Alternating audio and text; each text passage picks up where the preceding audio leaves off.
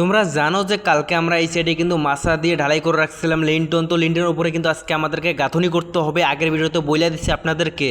আজকে সকালবেলা কাজে এসেই কিন্তু সর্বপ্রথম যে লিন্টনের যে কাঠগুলো আছে সেগুলো কিন্তু খুলছিলাম, আর এদিকে কিন্তু আমাদের হেল্পাররা কিন্তু মশলা তৈরি করে ফেলছে। এখন ইট দিচ্ছে মাছার মধ্যে, আর সেই ইট ধরতেছে কিন্তু আমার মামা। তো এখন আমিও নিচে নামবো, নিচে নেমে কিন্তু আমিও ইট ধরবো, ইট কিন্তু ফুল একদম নিয়ে নেবো, তারপর কিন্তু আমরা গাঁথনি শুরু করব। মানে একবারে যে ফুল তা নেবো না, কিন্তু একটু কম নিতে হবে, যেহেতু আমাদের ঝোল মাছ এখানে যদি বেশি ইট নেই তাহলে কিন্তু মাছের মধ্যে লোডটা পড়বে বেশি। তো তোমরা এখন দেখতেই পাচ্ছ আমাদের কিন্তু অর্ধেক কিন্তু গাঁথনি কিন্তু আমরা যতদূর হাতে পাই মাছা থেকে ততদূর কিন্তু আমরা গেতে ফেলছি, এবং অর্ধেক কিন্তু গাঁথনি বাকি আছে। এই সাইডে আমার পিছনে কিন্তু বাকি আছে এখনো। এই গাঁথনির উপরে কিন্তু আর গাঁথতে পারবো না, আমরা কালকে গাঁথবো। আর তেমন কিন্তু ইটও নাই, উপরে ইট তুলতে হবে, এরপর কিন্তু গাঁথনি গাঁথতে হবে। তো দেখি এখানে এই পাশে যে গাঁথনিগুলো আছে সেটা আমরা কতদূর গাঁথতে পারি। এখন আমরা আবারও কিন্তু উপর থেকে ইট নিতেছি, ইট নিয়ে কিন্তু তারপর আমরা গাঁথনি শুরু করব একটু পরে।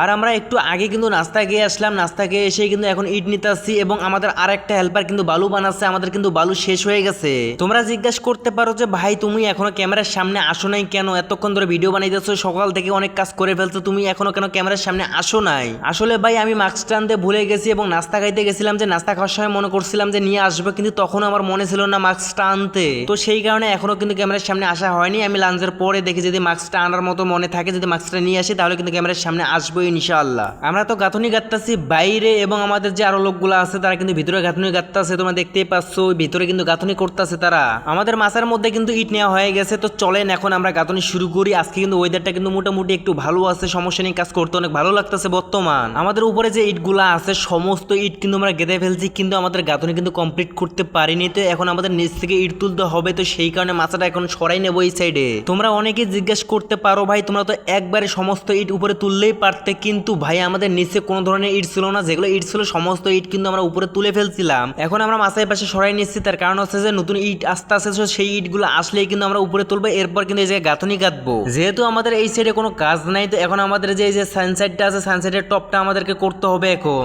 এটা আমরা জলসাদ দেবো, তো উপরে তো কোনো ধরনের কিন্তু পাথর নাই। তো এখন আমরা নিচে যাবো, নিচে গিয়ে সব থেকে ছোট যে পাথরটা আছে ওইটা তুলবো, প্লাস কিন্তু সিলেকশন বালু তুলবো। সেই সিলেকশন বালু এবং ছোট পাথর দিয়ে কিন্তু আমরা এটা জলসাদ করব। এখন আমি এবং আমার মামা কিন্তু আমরা স্ল্যাবটা কিন্তু পরিষ্কার করবো, এবং হেল্পার দুটা কিন্তু নিচে পাঠাই দেবো। তারা যেন যে ছোট পাথর এবং সিলেকশন বালু লোড দেয়, আমরা লাঞ্চের পরে তুলবো। আমরা লাঞ্চের পরে কিন্তু যেগুলো আমাদের জিনিস প্রয়োজন সেগুলো কিন্তু সমস্ত কিছু তুলে ফেলছি, তারপর কিন্তু আমরা জলসা দিয়েও ফেলছি। তোমরা দেখতেই পাচ্ছ আমি কিন্তু উপরে স্টিল কোনি টেনেও ফেলছি, যেটাকে বাংলা ভাষায় বলে যে নেট ফিনিশিং। অনেকেই অনেক জায়গায় কিন্তু অনেক ভাষা ব্যবহার করে, অনেক আঞ্চলিক ভাষা আছে বাংলাদেশে, কিন্তু যে কোনো একটা জিনিস বুঝাইতে গেলে কিন্তু আমি বুঝাইতে পারবো না, আমি কিন্তু এতটা শিক্ষিত না।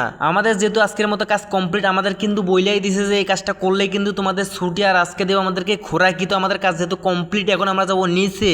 হেল্পার দুইটারে কিন্তু অলরেডি পাঠাই দিছি যে তোমরা যাও গিয়ে কিন্তু গোসল করে ফেলো, যেহেতু তোমাদের এখানে কোনো কাজ নাই। স্টিল কোন নিয়ে আমরাই টেনে আমরা নিচে নেমে যাবো। তো তোমরা চলে যাও, আমরা একটু পরে আসতেছি।